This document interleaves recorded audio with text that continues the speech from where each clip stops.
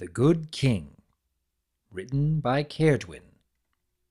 Being an instructive tale for colts and fillies, with analysis by archivist the Crown Princess Twilight Sparkle, and commentary by Her Royal Highness Princess Celestia.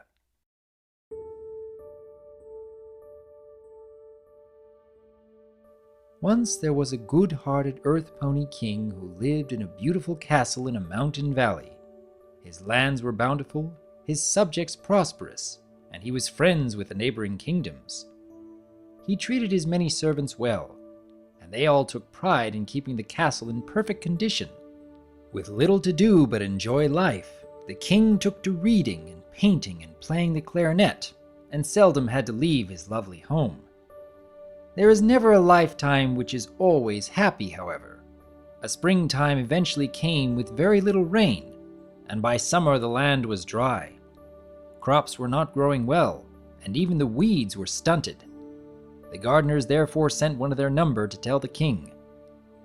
"How can this be?" said the king after the gardener had told him of the dusty earth. "Surely it cannot be all bad. After all, look at this beautiful castle. If you truly were desperate, I would know. You need only work a little harder." The king then returned to his library. So the gardener returned to his fellows, and they all vowed to work harder. The crops grew no taller, however.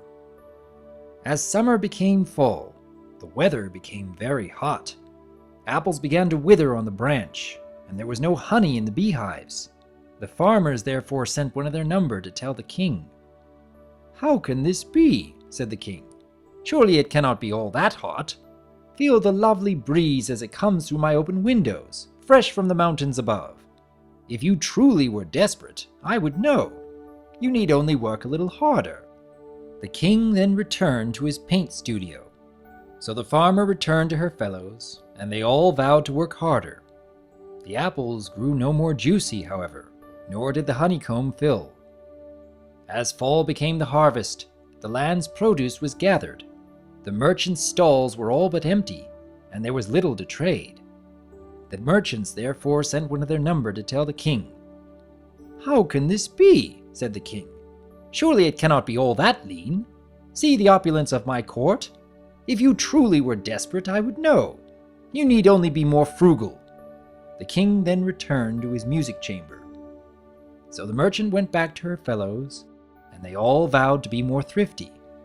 Their coin purses grew no heavier, however. The harvest became the winter, and as was tradition, the king prepared his castle to receive his subjects. A mountain of wrapped gifts was set beside the king's throne for him to give away to every pony in his kingdom, and with joy in his heart, the king ordered his doors opened wide so that his subjects could enter. But no ponies came in. "How can this be?" said the king. "Surely this is the right day."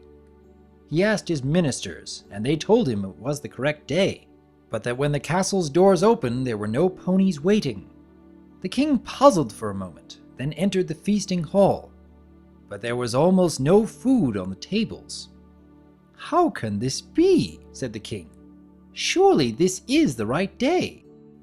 He asked his cooks, and they told him it was the correct day, but they had trouble finding enough good things to eat in the market. The king worried for a moment, then entered the drinking parlor, but there was but a single barrel of cider in the rack.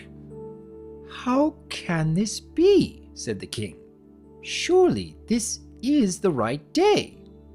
He asked his cider master, who told him it was the correct day, but that the cellars were nearly empty, and there was not a drop to be found in the town.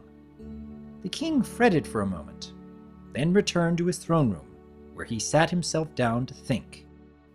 After an hour of thought and reflection and consideration, the king stamped his hoof.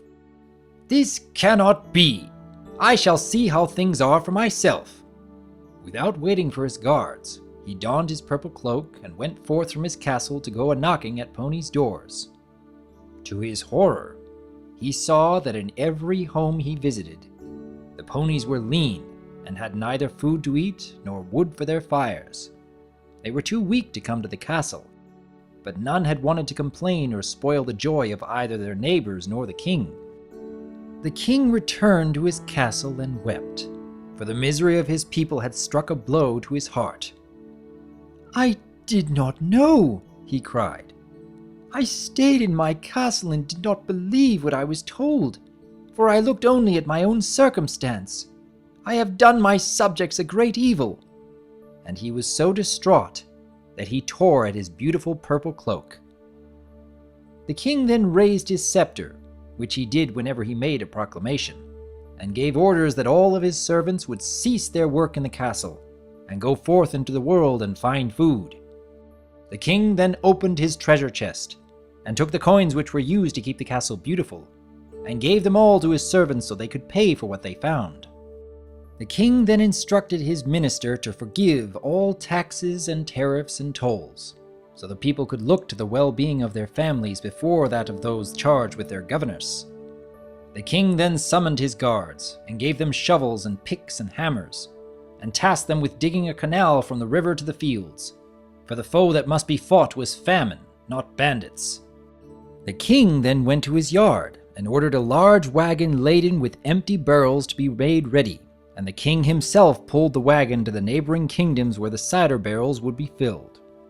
And when all was finally accomplished as the king had commanded, there was just enough for everyone. When the spring came, and with it rains in plenty, the castle was in poor repair, and the king's purple cloak tattered and stained. The neighboring rulers came to visit, as was a tradition, and were shocked to see the king's castle humbled with a leaky roof and tarnished doorknobs, and to see calluses on the king's shoulders from the wagon harness. "Have you become poor?" asked a queen. "No," said the king. "I am surrounded by great bounty, for my ponies are happy." "Have you become destitute?" asked a prince. "No," said the king. "I am richer than any of you, for my ponies and I sing the same songs." "Have you become foolish?" asked a countess. "I was," said the king, "but from my ponies I have learned wisdom. For there is no greater wealth or contentment in the world than to see those around you prosper, and to play your own small role in their joy." From that time forth, the king went regularly among his subjects and shared their laughter and their sorrows. His lands never suffered famine again, even in lean times. And in good times his subjects were the envy of all.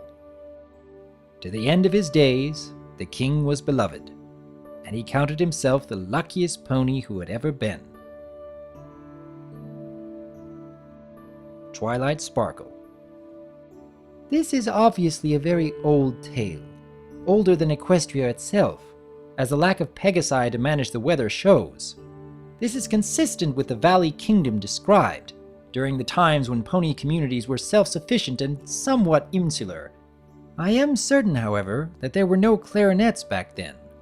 Though the story itself is very old, the telling that has come down to us is in a structure that is to modern equestrian readers somewhat formal, but of much more recent origin.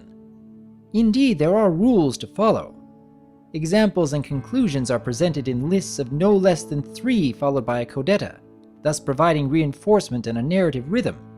Vocabulary is simple, save for a very deliberate sprinkling of complex nuanced words intended to incite questions about their meaning. Alliteration always accentuates and amplifies appropriate allegory. Phrases, especially in dialogue, can be repeated multiple times as a thematic device to bind together distinct story elements. It is a restrictive, difficult structure in which to work, but one which results in a highly memorable, almost chant-like rhythm that aids in retention.